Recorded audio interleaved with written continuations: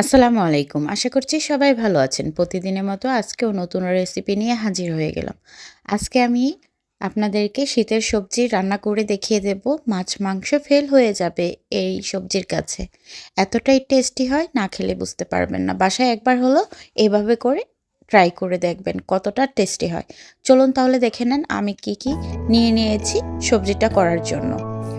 এখানে আমি আলু কুচি করে নিয়েছি, গাজর কুচি করে নিয়েছি, বাঁধাকপি নিয়েছি, আর ফুলকপি নিয়েছি, আর ধনিয়া পাতা নিয়েছি, কয়েকটা কাঁচামরিচ নিয়ে নিয়েছি। এই সবজিটা করার জন্য এই উপকরণগুলো নিয়েছি। যার যার ইচ্ছে মতো সবজি নিয়ে নিতে পারবেন। তো আমি আজকে আপনাদের সেরা স্বাদে সবজি রান্না করে দেখিয়ে দেব। প্রথমে আমি একটা প্যান বসিয়ে দিলাম, চুলার মধ্যে পরিমাণ মতো তেল নিয়ে নিলাম। তেলটা ভালো করে গরম হয়ে আসার পর দিয়ে দিচ্ছি পেঁয়াজ কুচি।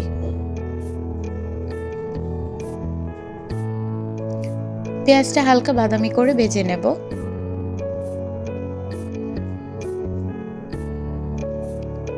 এভাবে করে বাসায় একবার হলেও ট্রাই করে দেখবেন।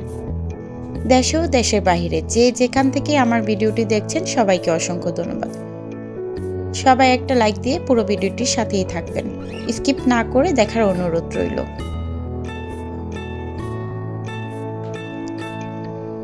এখন দিয়ে দিচ্ছি হাফ চা চামচ আদা বাটা, হাফ চা চামচ জিরে বাটা। এখন ভালো করে কষিয়ে নেব।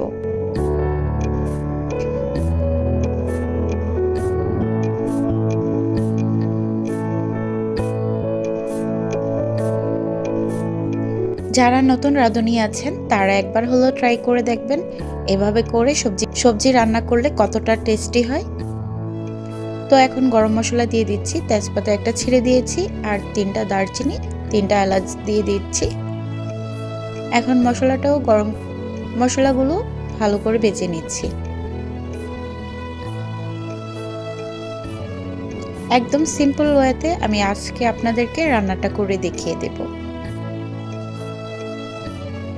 মশলাটা ভাজার শেষ পর্যায়ে অল্প একটু পানি দিয়ে দিচ্ছি যেন পুড়ে না যায়। এখন দিয়ে দেব হাফ চা চামচ হলুদ গুঁড়ো, একটু কালারের জন্য। এখানে কিন্তু হাফ চামচই হলুদ গুঁড়ো দিয়ে দিয়েছি। আমি কিন্তু এখন লবণ অ্যাড করিনি। আপনারা চাইলে লবণটা এখনই অ্যাড করে দিতে পারেন, বাট আমি এখন অ্যাড করব না, পরে অ্যাড করে দেব।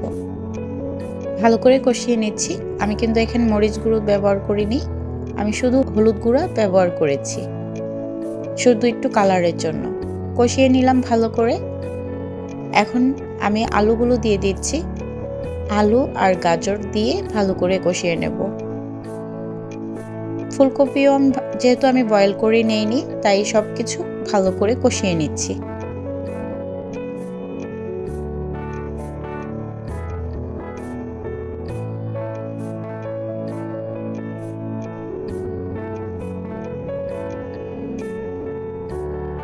আমি কিন্তু এখানে সবজিগুলো ভাপ দিয়ে নেইনি, যার কারণে আমি এখন পানি দিয়ে দেব সবজিগুলো সিদ্ধ হওয়ার জন্য। এখন আমি একটা ঢাকনা দিয়ে ঢেকে দিয়েছি। ঢাকনাটা তুলে এখন লবণ অ্যাড করে দিচ্ছি স্বাদ মতো।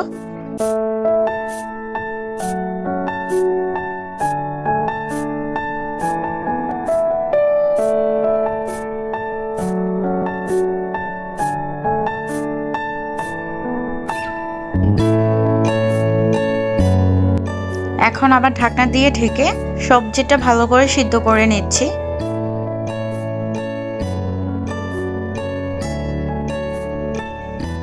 সবজিটা সিদ্ধ হয়ে গেছে। এখন পানিটা শুকিয়ে নেব। যতক্ষণ পর্যন্ত না পানিটা না শুকাবে ততক্ষণ পর্যন্ত আমি জাল করে নেব। এখন আবারও ঢাকনা দিয়ে ঢেকে দিয়েছি। তো এখন ঢাকনাটা তুলে কাঁচামরিচ অ্যাড করে দিচ্ছি। আমি যেহেতু এখানে আমি কাঁচামরিচের ঝালটা রেখেছি, তো এখন কাঁচামরিচগুলো ফালি ফালি করে দিয়ে দিচ্ছি। দেখতেই পাচ্ছেন সবজিতে কাঁচামরিচের ঝালটাই পারফেক্ট হয়। নামিয়ে নেওয়ার কিছুক্ষণ আগে আমি বাঁধাকপিটা অ্যাড করে দিয়েছি। যেহেতু বাঁধাকপিটা বেশি সময় লাগে না সিদ্ধ হতে, তাই নামানোর 2 থেকে 3 মিনিট আগে আমি বাঁধাকপি দিয়ে দিয়েছি। বাকি সবজিগুলো সবগুলোই সিদ্ধ হয়ে গেছে, তাই আমি এখন বাঁধাকপিটা অ্যাড করে দিয়েছি আর নেড়ে চেড়ে দিচ্ছি। আমি আরও কিছুক্ষণ জাল করে নেব। তো দেখতেই থাকুন। যারা এখন পর্যন্ত আমার ভিডিওটি দেখছেন ভুলে গিয়েছেন লাইক দিতে, তারা প্লিজ একটা লাইক দিয়ে আমার সাথেই থাকবেন।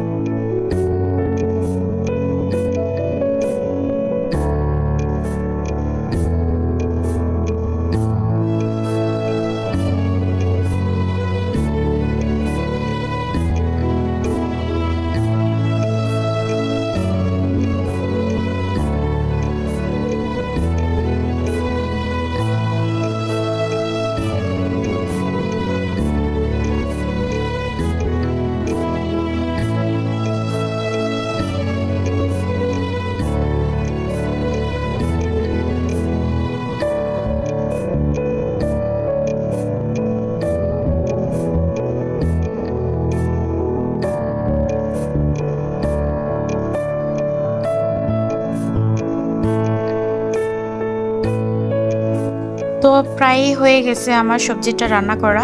দেখতেই পারছেন পানিটা একদম শুকিয়ে গিয়েছে। রান্নার লাস্ট পর্যায়ে এখন দিয়ে দিচ্ছি ধনিয়া পাতা কুচি,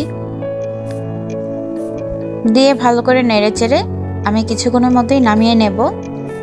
সবজিটা রান্নার শেষ পর্যায়ে ধনিয়া পাতা কুচি দিয়ে ভালো করে নেড়ে চেড়ে দিচ্ছি। যারা নতুন রাঁধুনি আছেন তারা বাসায় একবার হলেও ট্রাই করে দেখবেন কতটা টেস্টি হয়। এভাবে করে সবজি রান্না করলে পরিবেশন করে দেখিয়ে দিচ্ছি। বাসায় একবার হলেও ট্রাই করে দেখবেন কতটা টেস্টি হয়। আমার এই রেসিপিটা কেমন লেগেছে কমেন্টে জানিয়ে যাবেন। তো দেখতেই পারছেন কতটা পারফেক্ট হয়েছে, কতটা লোভনীয় হয়েছে। আমার ভিডিও আপনাদের কাছে ভালো লেগে থাকলে লাইক কমেন্ট শেয়ার করে পাশে থাকবেন। আর চ্যানেলে নতুন হয়ে থাকলে চ্যানেলটি সাবস্ক্রাইব করে পাশে থাকা বেল বাটনটা অন করে দিবেন, যেন নতুন নতুন ভিডিও ছাড়ার সাথে সাথে আপনাদের কাছে নোটিফিকেশন চলে যায়। আর যারা অলরেডি চ্যানেলটা সাবস্ক্রাইব করে দিয়েছেন তাদেরকে অসংখ্য ধন্যবাদ।